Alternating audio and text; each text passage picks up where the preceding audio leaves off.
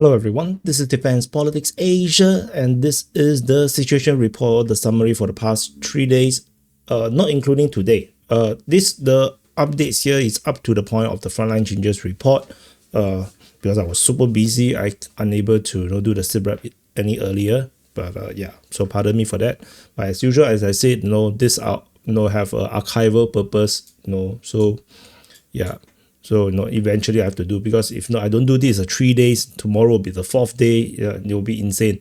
So anyway, we're going to go to the south first. In the southern flank, over the Kherson front, we have shelling reported Antonivka, Mikulske, Lvove. The Ukrainian Defense Ministry reported fighting at Dachi, or near the Antonovsky Bridge, on 2 days, on the 28th and the 29th. So I think it's just skirmishes. I don't think it's something very, very serious. I think Russia is trying to get stronger control over the other end of the Antonovsky Bridge. But yeah, it's not going to do much. And you can see the shelling is very little. I think the focus is all moving to the other places, because Russia is on a multiple offensive operations right now. So we go to the Zaporizhia front. This is the Zaporizhia front. And this is the Kamsky sector, Orikhiv sector, and the Huaypole sector. So we're going to zoom in a bit on this sector here. Oh my god, I have to do one by one. So Kamsky. Over in the Kayamsky sector, Russian forces are attacking Kayamsky, Stepnohursk, Stepove, Palivka, Shebaki, as well as Primorsky, with no frontline changes noted. Russian forces has moved up into the south of Primorsky already, and the operation here, as I always say, is to go up the coast and now head towards the south of Zaporizhia, and from that position they can wall up the south of Zaporizhia and then hit into the rear positions, where the Ukrainians are probably not as ready to fight. Or the front line will be so stretched that the Ukrainians will have more problems dealing with it. So that's the action in this sector. And over on the Orikhiv, on the Orikhiv side, so I'm going to move all the arrows over here. So the Russian forces are also fighting in this sector, but generally the Orikhiv offensive has ended, I would say. Fighting is still ongoing. There are some skirmishes at Novoandrievka, Novodanilivka, Orikhiv, shelling reported at Preobrazhenka, as well as Luhivsky. Luhivsky is not commonly mentioned. So it was mentioned on the 28th, but 29 was not mentioned, so it's definitely a skirmish thing. I would say tentatively, this is still pretty static. I don't have the sense that the Russians are trying to push for Orikhiv yet. Although they have tried to attack in Mala-Tomashka, no reports of fighting reported over there is a bit weird. Given that the Russians are so deep in Mala-Tomashka, Ukrainians most likely should have counterattack, but is no fighting being mentioned is a bit unusual. Maybe the Russians have withdrawn. I mean, that is not an impossibility. Because Russia often does that. Like for places that they do not have orders to conquer, they do continue to harass the opposing side, often take over positions, set booby traps, run away. And then the Ukrainians, when they return, they got hit by the booby traps and created more casualties. That happens. And that was actually pretty well known. So yeah, the war is very dirty. I just want to say, it's not like how we imagine. There's a lot of honor.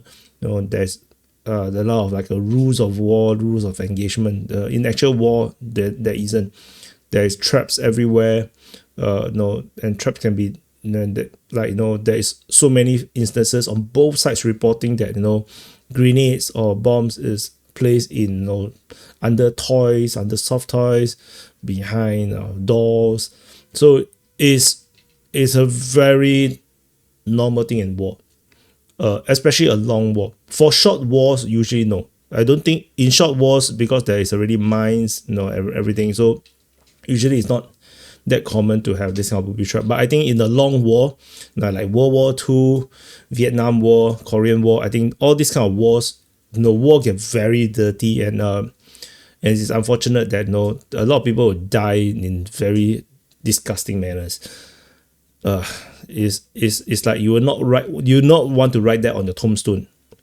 Wyatt, died, 42 years old by hugging a soft toy. That kind of thing is it just sounds weird. Huaypole sector is the front line that continues to be where the Russians are focusing on, one of the places. The fighting is reported at Zeleny High, Melanivka, Botavka. I would say this is not the main focus. The main focus is further in the north, with shelling reported at Yablokove.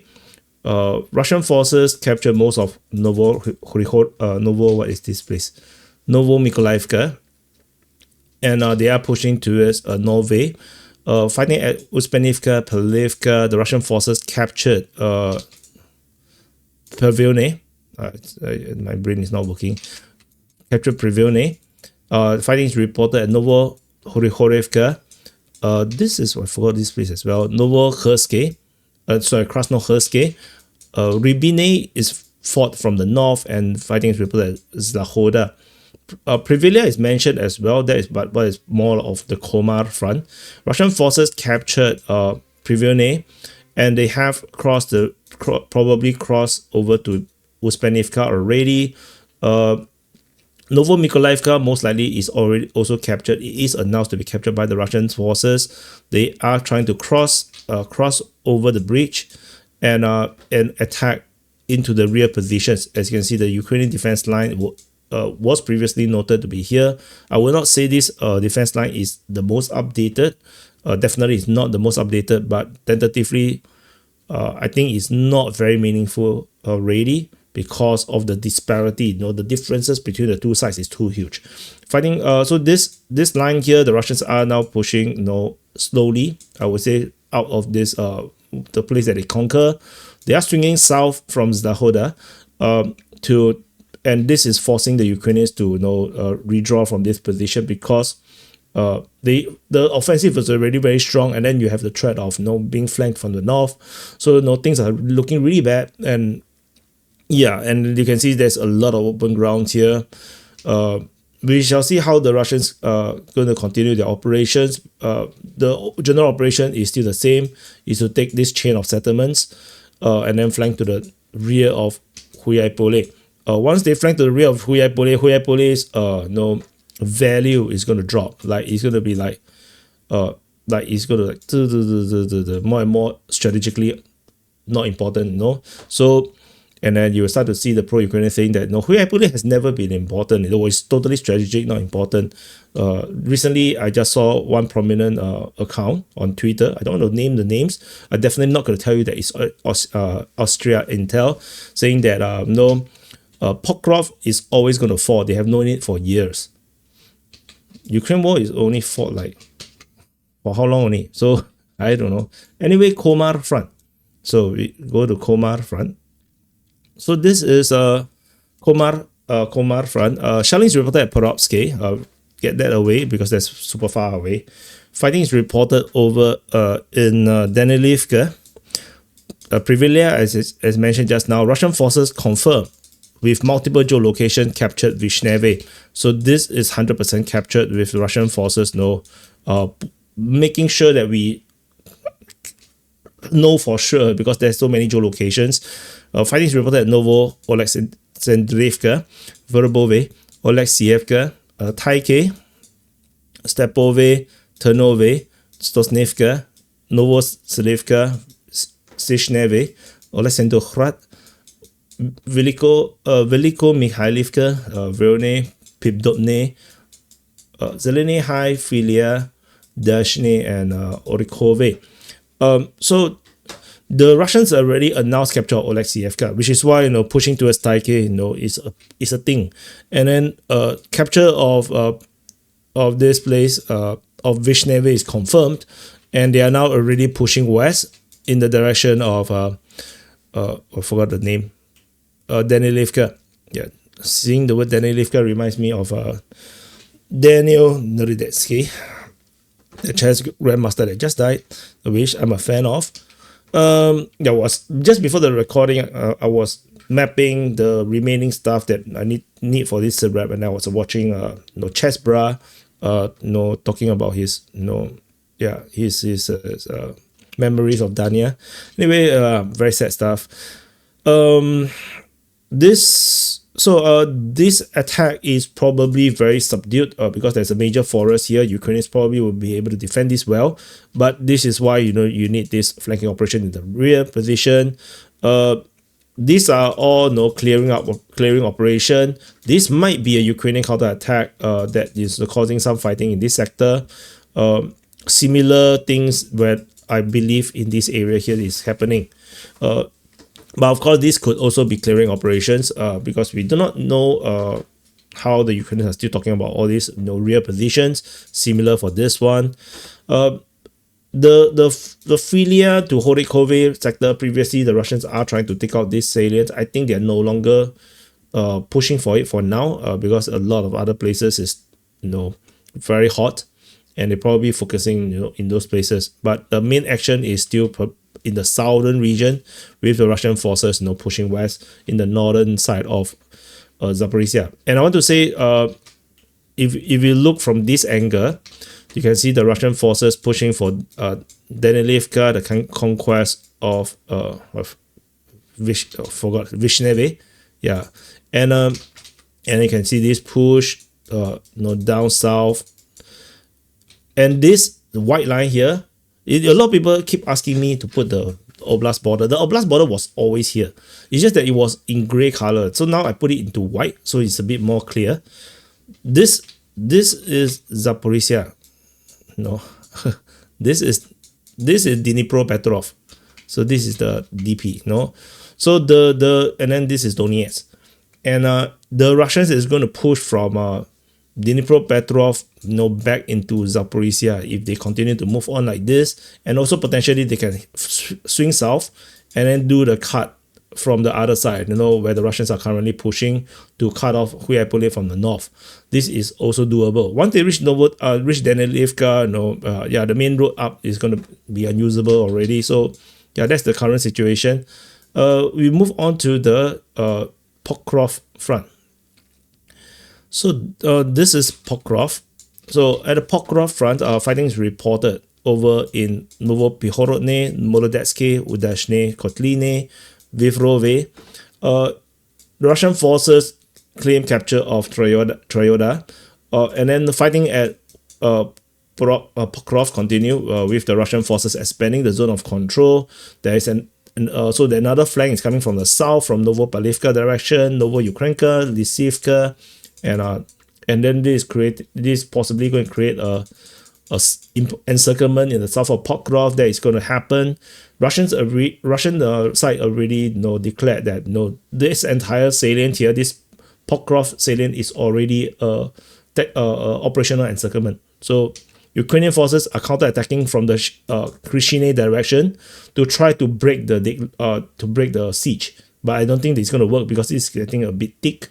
On the east of Minograd, the Ukrainian Defense Ministry finally acknowledged the collapse of this region. They have mentioned the fighting at Balahan, although Balahan is already allegedly captured by the Russian forces.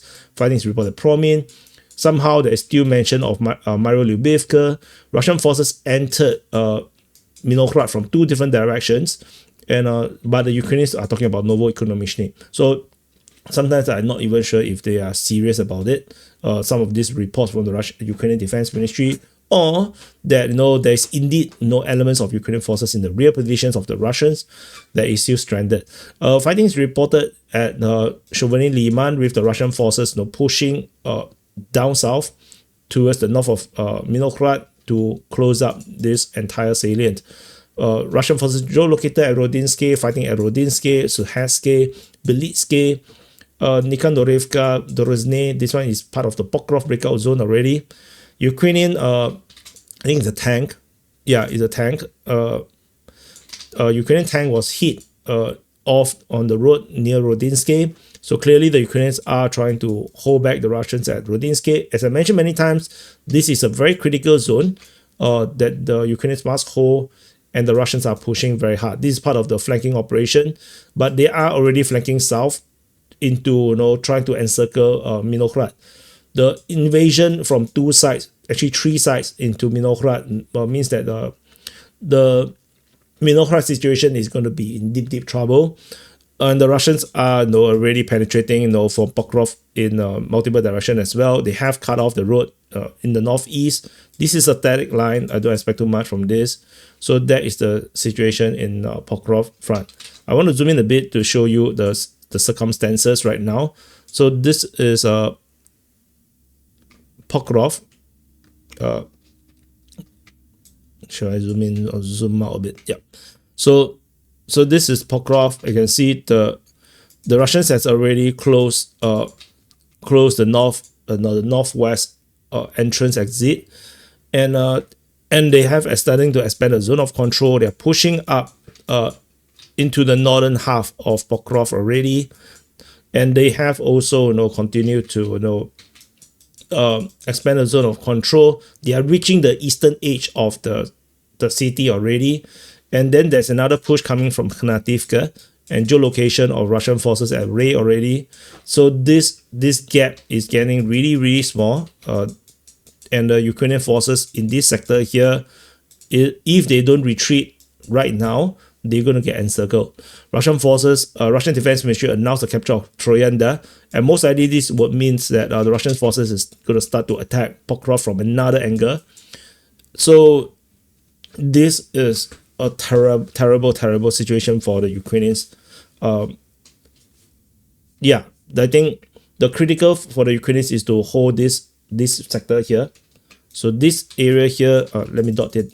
This sector here must be held by the Ukrainians. This junction, they must do whatever they can to send reinforcement into this sector here, and to protect this this connection between Minograd and Pokrov, and maintain an exit for the Ukrainian forces to retreat out of the salient.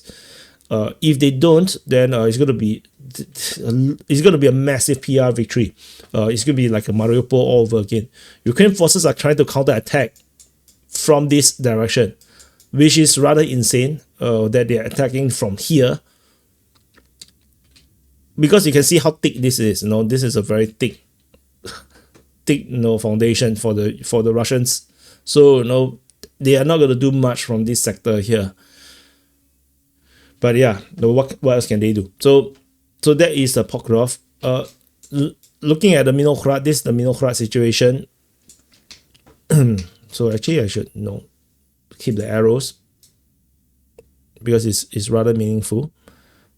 So the Russians have entered into Minograd from 3 different directions, and this is another one. They have already entered through here, and there's another one potentially coming from the north, from the flanking operation from Shrovny Liman. So that is that is the dangerous one, because the Russian forces could just come in and cut the rear road, and this is going to cause massive trouble, because this is railway line. This is not road. So I mean, the infantry can be able to use this safely, but cars will be a bit more troublesome. Maybe they can drive. I'm not sure. I haven't zoomed in to take a look at the railway line, the railway track, but it's not the ideal. So this is why you can see the connection here is super important. Ukrainian forces must hold this line. So the northern flank must held, so that they can still continue to do this urban warfare, urban defense at Minograd. But all signs looks like this is going to be really bad. Like, this is a pincer movement. This is going to be taken out, and this operation here might be met by another push, a sudden Russian attack coming from the southwest direction. This is of course not reported yet, but I'm just saying that an attack coming from this direction is going to bring massive chaos to the Ukrainian side. So I'm expecting this could potentially happen. So so a bit of a more deep dive into the Pokrov Minograd, beyond the macro. So that's a super important situation right here. Over in this Pokrov breakout zone. So this is still in Pokrov front, but this is more towards the Dobropilia front, if you want. So Severny Liman, as mentioned, Novoekonomiczne, Rudinskie, Sukerskie, Belitskie, Drozhne, Nikanorivka. This is where we left off. Fighting is reported at Ivanivka, Novoshakove, Vilne, Kucherivya, Pankivka, Shakhove, Sofievka, Toretske, and Novomykolaivka, Rusinya and Stepanivka. This is part of the Konstantinivka front. Ukrainians most likely is counterattacking over at Zoloty Kolosias as well as Kucherivya, based on the way how the Russian sources reported. Shelling is reported at Dropopilia. So, as mentioned, there is this southern flank. There is this flanking north of Milorad. This is to cut off the road. So the Belitskie one, this is a bit different. This operation here, Belitskie, Nodorozhne, Ivanivka, as well as Vilne. I believe it's Vilne, right? Yeah. These are all heading in the direction of Dropopilia. That is the operation. So I think this operation is currently happening while the Ukrainians are focusing this area here. Although I have to say Ukrainians do claim that they have successfully, pushed this direction. But the Russian, somehow Vilne is mentioned. Maybe it's a shelling, I'm not sure. And then the Russians are also continuing their operation to take out this chain of settlement. This operation by the Russians continue to take out this chain. This is a static line. This push, this is probably not a push. I think this is just shelling, most likely, because it's a bit far. Yeah, so that is the current situation. Ukrainians are counterattacking in this sector to block the advance of the Russians. However, yeah, things is looking super complicated. I think as a commander for the Ukrainian side in this sector is going to be insane. Yeah, like you don't even know where you should focus on. Like everywhere is dangerous.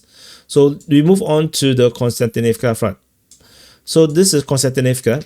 So this will include Bakhmut as well. Fighting is reported Rusinya and Stepanivka as mentioned just now. Yablunivka, Berestov. Berestov is just a one-off reported yesterday. Geolocation of Russian forces at Alexandro Kalinove. Fighting is being mentioned here. Plishevka, Ivanopilia, Shebenivka. Fighting is reported at Konstantinivka. Russian forces have been advancing a little bit in the southeast. Fighting is reported at Pitashne. Russian claim the capture of the forest. Fighting at Suposhki, Chasivya, and Varolubivka has becoming a new norm. So it's mentioned on all 3 days, including the Ukrainian Defense Ministry mentioning Varolubivka. So which means this push for Varolubivka is now a real thing. This is becoming a real thing. The operation most likely is to go towards Olesyevo-Druskivka. This is one of the places that we have identified as a possible place that the Russians will push for. And then the aim to capture Pitashne is ongoing. The war is in the south of Konstantinivka is being tested. The Russians are trying to push it forward into the city. This area here, the Russians are still trying to create the southern wall. This is part of the operation to do that. And the Ukrainians seem to still have encircled troops in Shebenivka since the fighting is being mentioned here.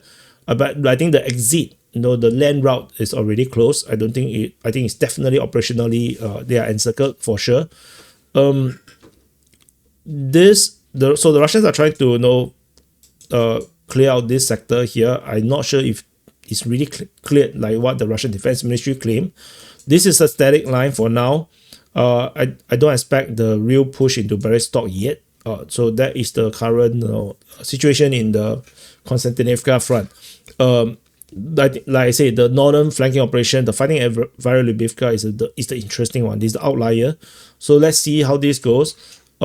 Just to show you, Russian forces have a strong foothold right now into the southeast of Konstantinivka. So this is a pretty serious situation over here.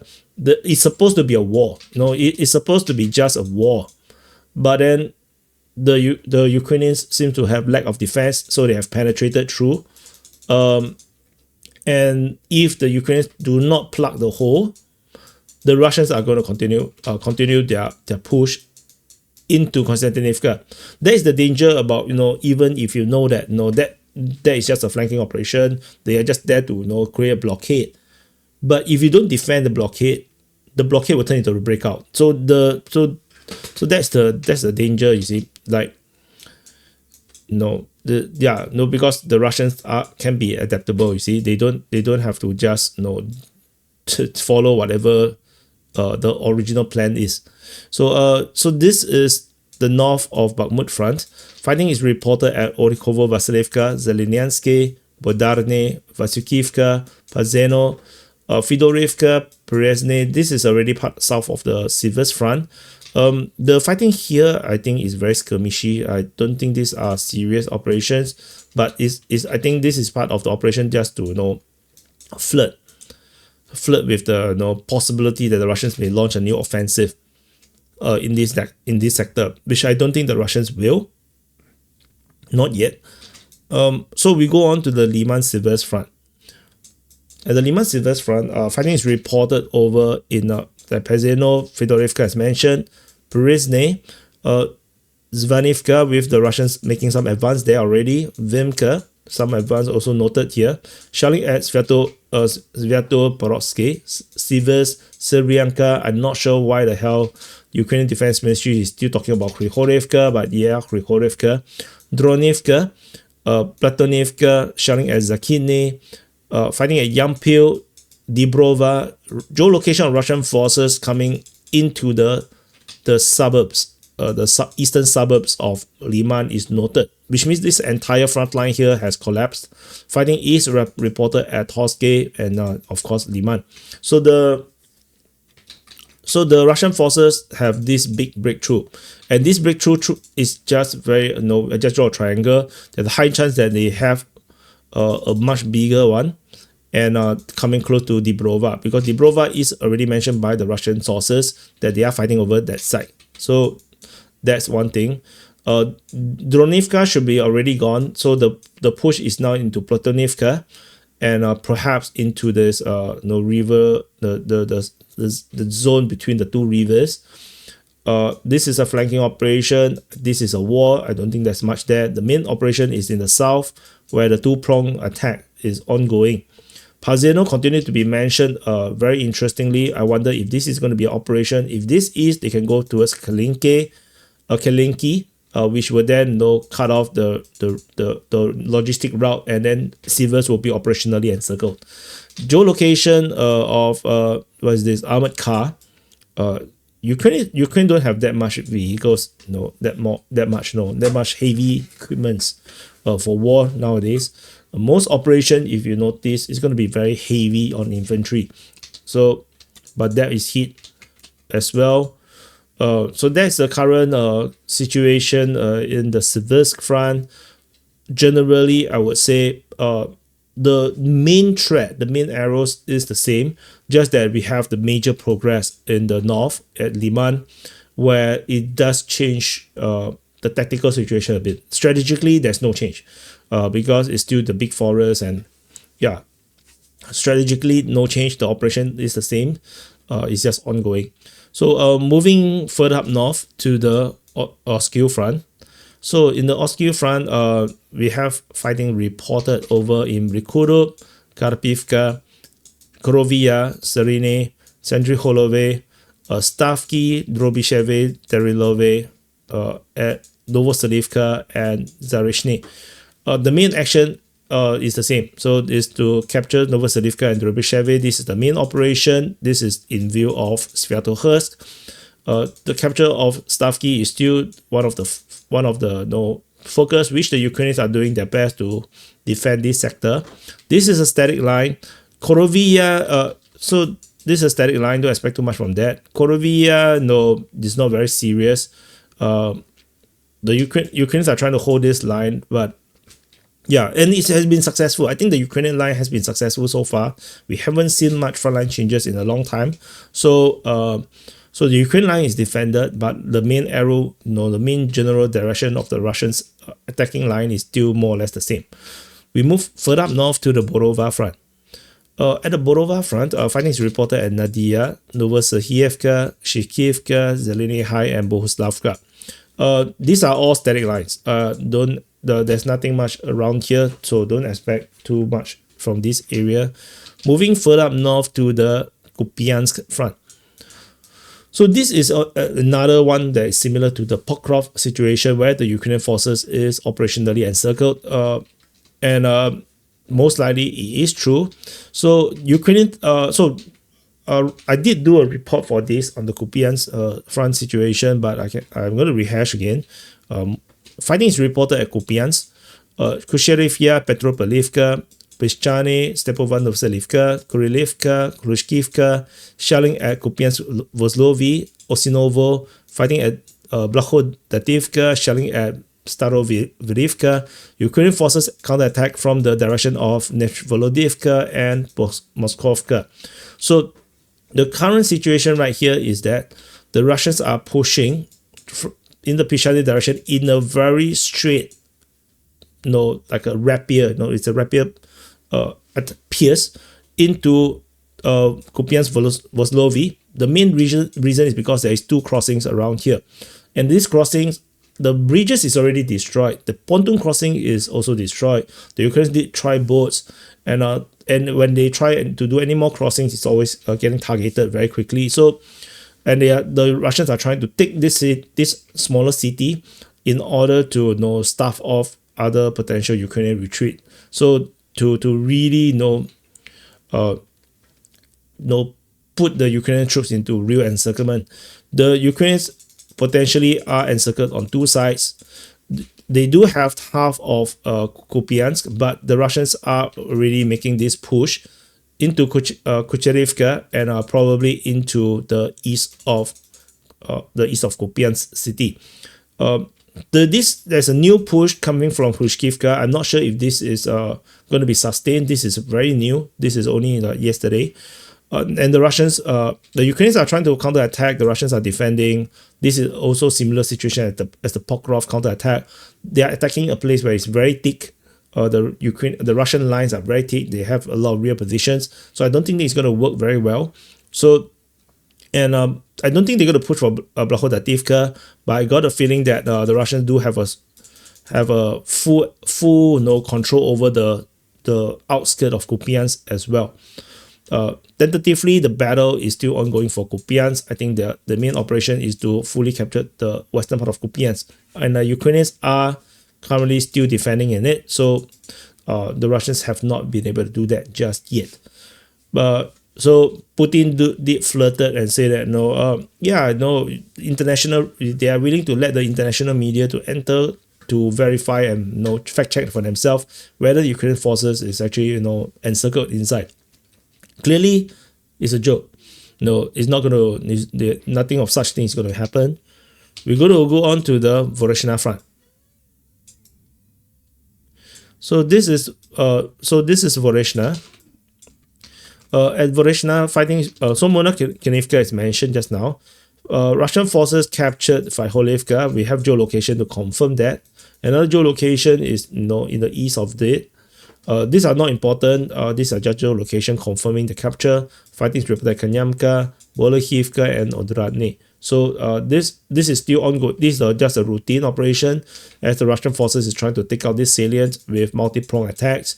Nothing special about this. This is very routine. And this is now acting as a major distraction for the Ukrainians as the Russian forces is trying to kill off the Kupiansk front. Then this skirmishes is going to waste Ukrainian resources that is needed over in the Kupiansk side. So let's see how that goes. Ukrainians did give up this area here. They know that this is lost. It's mapped in the Ukrainian mapping. We go on to the Kharkiv front. This Kharkiv, over the Kharkiv front, we have fighting reported at Neshkushne. I think this is skirmish. Nothing special about this. Fighting reached Sinenekove. Fighting a battle for Voschansk continue. Geolocation of Russian flag, in the confirming Russian presence. Fighting at Taike, Vochansky Kotori, Pokaliani. This Pokaliani reminds me of Pokimani, it's like the influencer. And fighting is reported at Bushkove. So yeah, the main operation is still in Voschansk with the Russian forces focusing on the western half of the city. This sector here is no diversion, I would say, as well as no Boshkovi. I think these are diversions to again to draw more Ukrainian attention and resources away from the dangerous places. I think this is a nothing burger. It's just a skirmish. So that's all from the Kharkiv front. Happy birthday to you if your birthday today. This wish is so hard to earn, right? No, it's like 35 minutes into the recording. And we go on to the last front line, the last front, the Sumy front. Sumy front is routine. Fighting is reported at Iskryshina.